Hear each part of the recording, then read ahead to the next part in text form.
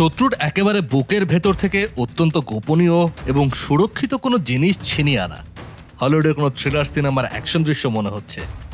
কিন্তু ঠিক এমন শ্বাসরুদ্ধকর সামরিক অভিযানের কথাই এখন জোরে সোরে শোনা যাচ্ছে। বলা হচ্ছে ডোনাল্ড ট্রাম্প ইরানের গোপন আস্তানা থেকে ইউরেনিয়াম তুলে আনার জন্য জটিল মিশনের পরিকল্পনা করছেন। লক্ষ্যটা সহজ নয়, মাটির গভীর থেকে কড়া পাহারায় থাকা পারমাণবিক রসদ উদ্ধার করে নিরাপদে নিজের ডেরায় নিয়ে আসা। কিন্তু কাজটা কি আসলেই সম্ভব? ইরানের মাটিতে সরাসরি মার্কিন সেনা পাঠিয়ে এমন কোনো হাই প্রোফাইল বা দুঃসাহসিক অভিযান এর আগে কি কখনো হয়েছে? ইতিহাসের পাতা উল্টালে আমরা দেখতে পাই আজ থেকে প্রায় 4 দশকেরও বেশি সময় আগে ঠিক এমন একটি অসম্ভবকে সম্ভব করার চেষ্টা করেছিল যুক্তরাষ্ট্র। সেটাই ছিল শেষবার, যখন মার্কিন সেনারা সরাসরি ইরানের মাটিতে পা রেখেছিল।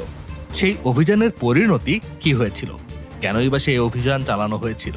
আর সবচেয়ে বড় প্রশ্ন, এবার যদি সত্যি ইউরেনিয়াম উদ্ধারের মিশন হয়, তবে কি আগের চাইতে ভিন্ন কিছু হবে?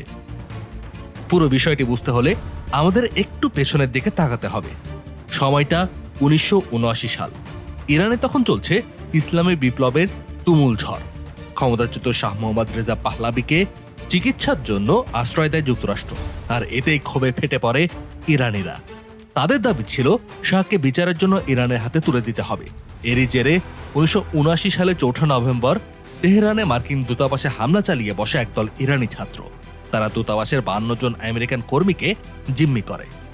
দিনের পর দিন যায়, মাসের পর মাস কাটে, কিন্তু জিম্মিদের ছাড়ানোর কোনো কূটনৈতিক চেষ্টাই কাজে আসছিল না। হোয়াইট হাউসে তখন প্রেসিডেন্ট জিমি কার্টার। জিম্মি সংকটের কারণে দেশে তার জনপ্রিয়তা ক্রমশই তলানিতে গিয়ে ঠেকছে। উপায় না দেখে তিনি একটি চরম ঝুঁকিপূর্ণ সামরিক অভিযানে সবুজ সংকেত দেন। পেন্টাগন এই গোপন অভিযানের নাম দেয় অপারেশন ঈগল ক্ল। এই পরিকল্পনা ছিল দারুণ জটিল, অনেকটা দড়ির ওপর দিয়ে হাঁটার মতো অবস্থা। সামান্য ভুল হলেই সব শেষ। প্রথম ধাপে রাতের অন্ধকারে ওমান সাগরে থাকা মার্কিন বিমানবাহী রণতরী ইউএসএস নিমিস থেকে 8টি CH-53C স্ট্যালিয়ন হেলিকপ্টার উড়াল দেবে। অন্যদিকে ওমানের একটি ঘাঁটি থেকে C-130 হারকুলিস বিমানে করে রওনা দেবে মার্কিন স্পেশাল ফোর্সের সদ্য তৈরি হওয়া এলিট ইউনিট, ডেল্টা ফোর্সের কমান্ডোরা। তাদের সবার মিলিত হওয়ার কথা ছিল ইরানের গ্রেট সল্ট মরুভূমির মাঝখানে একটি গোপন জায়গায়। কোড নেম দেওয়া হয়েছিল ডেজার্ট 1। পরিকল্পনা অনুযায়ী ডেজার্ট 1-এ হেলিকপ্টারগুলোতে জ্বালানি ভরা হবে। এরপর কমান্ডোদের নিয়ে সেই হেলিকপ্টারগুলো উড়ে যাবে তেহরানের কাছাকাছি আরেকটি গোপন আস্তানায়, যার নাম ডেজার্ট 2। সেখান থেকে পরের দিন রাতে ট্রাকে করে তেহরানের মার্কিন দূতাবাসে হামলা চালানো হবে। জিম্মিদের উদ্ধার করে নিয়ে যাওয়া হবে কাছের একটি স্টেডিয়ামে। সেখান থেকে হেলিকপ্টারে করে তাদের তুলে নেওয়া হবে। শুনতে নিখুঁত মনে হলেও বাস্তবতা ছিল ভিন্ন। 1980 সালের 24 এপ্রিল শুরু হলো অপারেশন ঈগল ক্ল। কিন্তু শুরু থেকে প্রকৃতি যেন তাদের বিপক্ষে অবস্থান নিল। রাতের অন্ধকারে মরুভূমির ওপর দিয়ে ওড়ার সময় মার্কিন হেলিকপ্টারগুলো পড়ল এক ভয়াবহ ধূলিঝড়ের কবলে। স্থানীয় ভাষায় এই ঝড়ের নাম হাবুব। এই হাবুবের কথা মার্কিন আবহাওয়া পূর্বাভাসে ছিল না। এই বিশাল ধূলিঝড়ে দিক হারিয়ে ফেলে পাইলটরা। যান্ত্রিক ত্রুটিতে 8টি হেলিকপ্টারের মধ্যে একটি পথেই বিকল হয়ে যায়, আর একটিকে বাধ্য হয়ে ফিরে যেতে হয় রণতরীতে। বাকি 6টি হেলিকপ্টার অনেক কষ্টে ডেজার্ট 1-এ পৌঁছায়, কিন্তু সেখানে গিয়ে দেখা যায় আরও একটি হেলিকপ্টারের হাইড্রোলিক সিস্টেমে বড় ধরনের সমস্যা। সেটি ওড়ার অযোগ্য। পেন্টাগনের হিসাব অনুযায়ী এই মিশন সফল করতে অন্তত 6টি সচল হেলিকপ্টার দরকার ছিল, কিন্তু মরুভূমির বুকে তখন সচল আছে মাত্র 5টি। হতাশ প্রেসিডেন্ট জিমি কার্টার ওয়াশিংটন থেকে মিশন বাতিলের নির্দেশ দিলেন। কমান্ডোদের বলা হলো সব গুটিয়ে দেশে ফিরে আসতে, কিন্তু আসল ট্র্যাজেডি তখনও বাকি। ডেজার্ট 1 থেকে ফেরার প্রস্তুতির সময় ঘটল এক ভয়াবহ দুর্ঘটনা।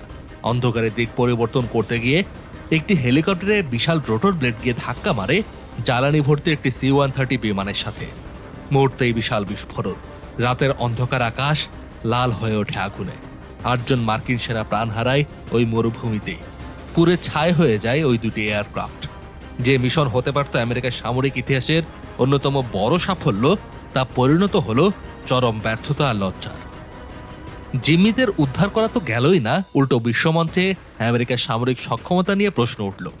অপারেশন ঈগল ক্লর এই ব্যর্থতা জিমি কার্টারের প্রেসিডেন্ট নির্বাচন হারার পেছনে অন্যতম বড় কারণ হিসেবে কাজ করেছিল।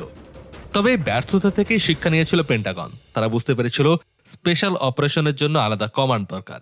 জন্ম হয়েছিল United states special operation command বা সোকমের।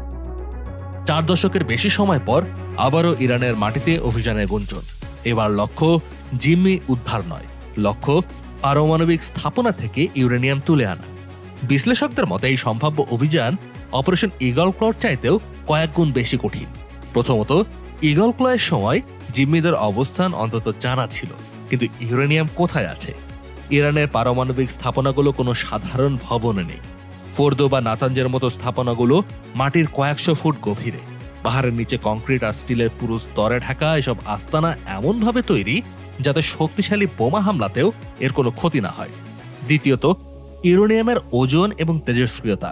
মানুষ উদ্ধার করার চাইতে ভারী এবং তেজস্ক্রিয় পদার্থ সুরক্ষিত কন্টেইনারে করে বের করে আনা লজিস্টিক্যালি এক বিশাল চ্যালেঞ্জ। এর জন্য বিশেষ সরঞ্জাম এবং অনেক বেশি সময় প্রয়োজন। তৃতীয়ত, আকাশ প্রতিরক্ষা ব্যবস্থা। 1980 সালে ইরানের সামরিক বাহিনী আজকের মতো এতটা আধুনিক ছিল না। এখন তাদের কাছে আছে উন্নত রাডার সিস্টেম এবং দূরপাল্লার মিসাইল ডিফেন্স।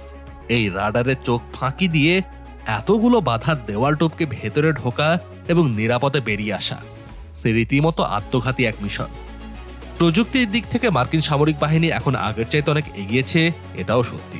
তাদের কাছে এখন স্টেলথ প্রযুক্তি, উন্নত ড্রোন এবং সাইবার যুদ্ধে দারুণ সক্ষমতা রয়েছে।